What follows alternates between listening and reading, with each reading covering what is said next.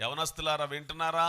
దేవుని సన్నిధిలోకి వచ్చి కూడా దేవునిని విసర్జించు వారుగా ఉన్నారు మీరందరూ కూడా. దేవుని మందిరములో ఉండి కూడా దేవునిని వాక్యమును వినకుండా, దేవుని వైపు మీ మనస్సును పెట్టకుండా ఈ లోకము వైపు ఆలోచనిస్తూ ఉన్నారు. దేవునిని విసర్జించటం అంటే దేవుని బిడ్డలు ఆరాధించకుండా ఉండటమే. దేవునిని విసర్జించటం అంటే దేవుని వాక్యం వినకుండా ఉండటమే.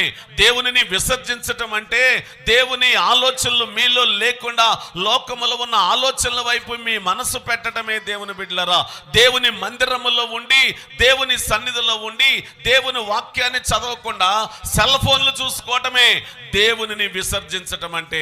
దేవునిని విసర్జించటం అంటే ఘోరమైన పాపము చేయవసరం లేదు, కానీ దేవునిని విసర్జించటం అంటే దేవుని మాటలను నువ్వు వినకుండా దేవునిని విమర్శించటమే.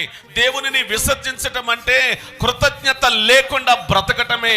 దేవునిని విసర్జించటం అంటే దేవుని సన్నిధిని నిర్లక్ష్యము చేయటమే.